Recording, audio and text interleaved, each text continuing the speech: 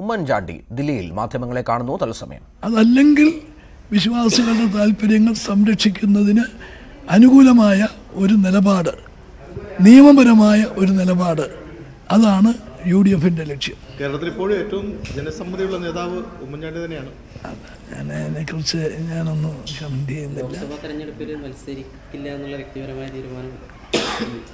പിന്നെ അങ്ങനെയൊന്നും ഒരു ഇതിങ്ങനെ മാധ്യമങ്ങളിൽ വരുന്ന ചർച്ചയ്ക്കപ്പുറത്തേക്ക് പാർട്ടിയിലൊരു ചർച്ചയോ കാര്യങ്ങളോ ഒന്നും ആയിട്ടില്ല.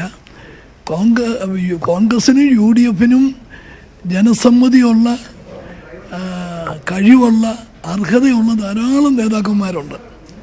അപ്പോൾ MLA ആയ ഞാൻ വന്ന് മത്സരിക്കേണ്ട ഒരു പ്രത്യേക സാഹചര്യമില്ല. അതെ, അത് പിന്നെ ഏത് കാര്യത്തിലും അവസാന വാക്ക് ഉണ്ടല്ലോ.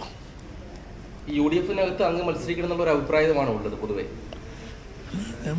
ഞങ്ങൾ ഈ കാര്യങ്ങളിലൊക്കെ ഒരു കൂട്ടായിട്ടുള്ള ഒരു ചർച്ചയും തീരുമാനവും എടുക്കും. ആ തീരുമാനം നല്ലതിനു വേണ്ടി തന്നെ ആയിരിക്കും എന്നുള്ള വിശ്വാസമാണുള്ളത്. ഞാനിന്നിവിടെ വന്നത് ആന്ധ്രയിലെ കാര്യങ്ങളുമായിട്ട് ബന്ധപ്പെട്ടാണ്.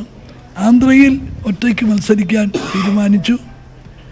25 പാർലമെൻറ്റ് സീറ്റിലും 175 അസംബ്ലി നിയോജക മണ്ഡലത്തിലും മത്സരിക്കാൻ തീരുമാനിച്ചു.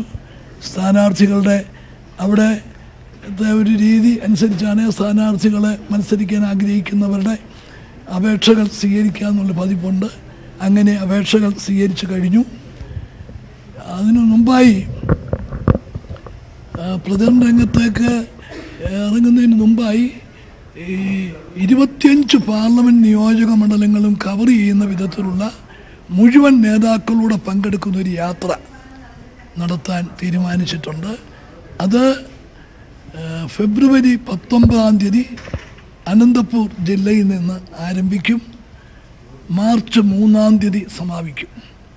അതിന് രാഹുൽജിയും പ്രിയങ്കാജിയും ഉൾപ്പെടെ കോൺഗ്രസിൻ്റെ മുഴുവൻ നേതാക്കളും ആ ജാഥയിൽ ഏതെങ്കിലും ഒരു ദിവസം, 13 ദിവസമായിട്ട് നടക്കുന്ന പരിപാടിയിൽ ഏതെങ്കിലും ഒരു ദിവസം പങ്കെടുക്കും. കോൺഗ്രസ് പ്രസിഡന്റ് ഫെബ്രുവരി 27 പങ്കെടുക്കുന്നത്. മറ്റ് നേതാക്കളുടെ പരിപാടികളൊക്കെ ഫിക്സ് ചെയ്യുന്നതിന് വേണ്ടിയാണ് ഇന്ന് വന്നിട്ടുള്ളത്. പരിപാടിയാണ് പ്രധാനമായിട്ടുള്ളത്. ഈ 25-നുള്ളിൽ സ്ഥാനാർത്ഥി നിർണയം കേരളത്തിൽ പൂർത്തിയാക്കാൻ കഴിയുമോ? അത് KPC പ്രസിഡന്റിനോട് ചോദിക്കണം. പ്രസിഡന്റാണ് അതിൻ്റെ പൂർണ്ണമായിട്ടുള്ള നിയന്ത്രണമുള്ളത്. മറ്റ് ഘടകകക്ഷികളുടെ കൂടുതൽ സീറ്റ് ആവശ്യത്തോടുള്ള എന്തായിരിക്കും? ഉമ്മൻചാണ്ടി ഡൽഹിയിൽ മാധ്യമങ്ങളെ കാണുകയായിരുന്നു. തൽക്കാലം താൻ മത്സരിക്കാൻ താൽപര്യപ്പെടുന്നില്ല. കഴിവും അർഹതയുമുള്ള ഒരുപാട് നേതാക്കൾ കേരളത്തിലുണ്ട്. ഒപ്പം പക്ഷേ ഹൈക്കമാൻഡ് പറഞ്ഞാൽ, ഹൈക്കമാൻഡാണ് അവസാന വാക്ക്, ഹൈക്കമാൻഡ് പറഞ്ഞാൽ താൻ മത്സരിക്കാൻ തയ്യാറാകും. അത് തീരുമാനം എടുക്കേണ്ടത് ഹൈക്കമാൻഡാണ് എന്ന് ഉമ്മൻചാണ്ടി പറഞ്ഞു വെക്കുന്നു.